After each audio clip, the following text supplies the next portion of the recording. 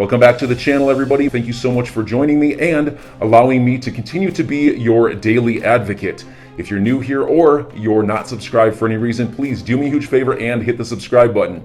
Thank you to all of you who have been watching and following me for so long. It truly means a lot, and I'm glad that I can be this person. I want to start out by going over some of this JP Morgan stuff because I believe this says so much about what some of the true intentions behind this case really were, and I believe it's going to tell us a lot about everything we're watching take place right now between Ripple and the SEC. Right here out of XRP Wins, May 2018, JP Morgan applies for a blockchain patent described as an exact copy of Ripple. And when was this article written? May of 2018.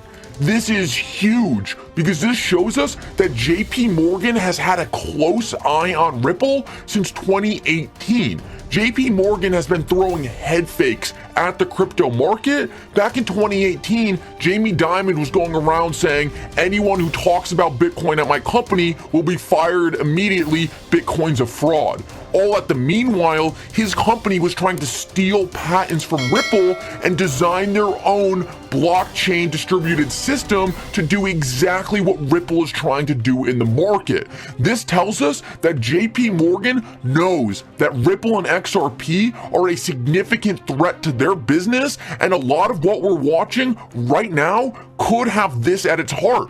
I tweeted out in response to this, wow, this says so much about everything we're watching right now. And something super interesting, along with the fact that JP Morgan had clearly had Ripple in its eyesight for a long time, as they understood Ripple was disrupting a lot of their business. A very significant quote that always comes back to my mind is when Gary Gensler was saying, it's the startups who are always allowed to break the rules. The startups are always allowed to get a head start, while the larger businesses and the incumbents are held back by policy and rules. Right here, we have out of JP Morgan their Onyx blockchain system, digital solution enabling instant transfer and clearing of multi-bank, multi-currency assets. What does that sound like? That sounds exactly like Ripple. We can also see, if we go back here, we can see that currently deployment is waiting on internal review and regulatory approval. So right here, we see JP Morgan is developing their digital solution for enabling transfers and clearing of multi-bank currency assets, and it's waiting on regulatory approval. Well, who is in charge of that?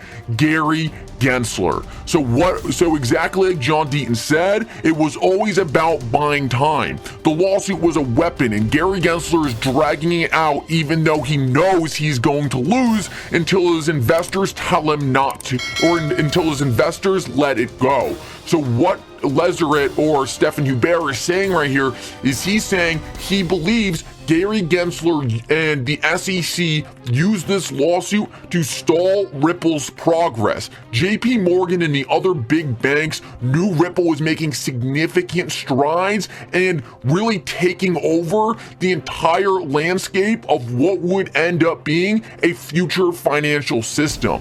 What this lawsuit was done or was used to buy time for the incumbents so they could catch up. And the only way to do that was using regulatory frameworks to essentially put the brakes on Ripple and allow companies like JP Morgan to build in the background. Then with the flip of the switch, it would all be released, and suddenly JP Morgan was allowed to catch up to Ripple's massive lead.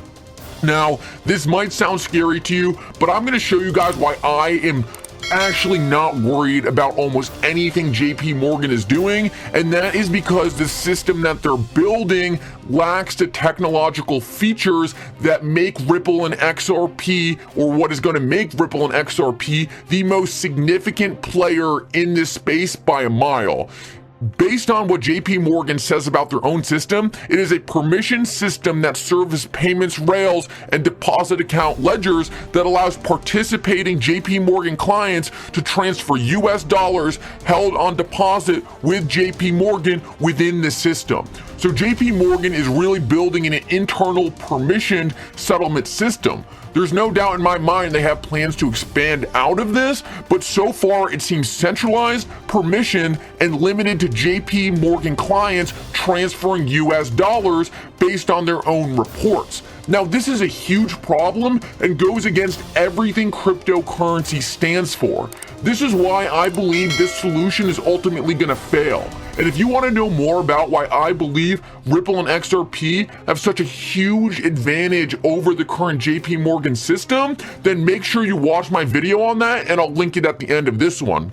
Overall, though, it seems to me that Ripple has a way better product than what JP Morgan has to offer. And this whole thing reminds me so much of when Tesla was starting to take the lead in EVs. There were so many different regulators, so many news agencies, so many people spreading FUD about how Tesla would fail and Ford would take over.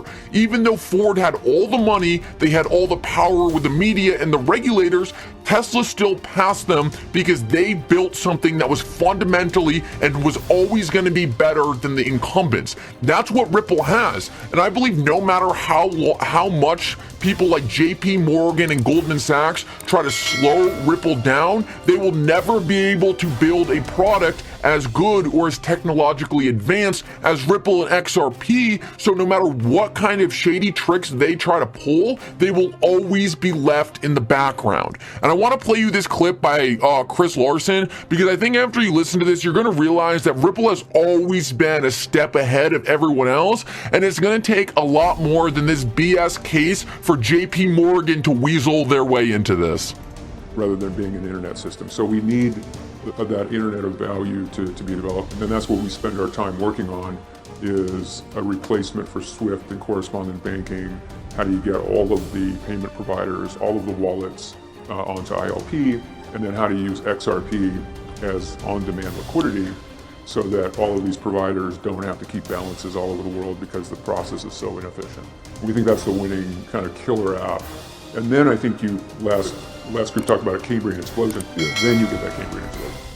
Decentralized, permissionless, interoperable, all on ILP using XRP as the bridge. In my opinion, this is the system that wins. Ripple has had this vision from the start. It is clear JP Morgan has only tried to backpack on everything Ripple has already been doing for the industry. I think this will fail, and I think Ripple keeps their lead just like Tesla did.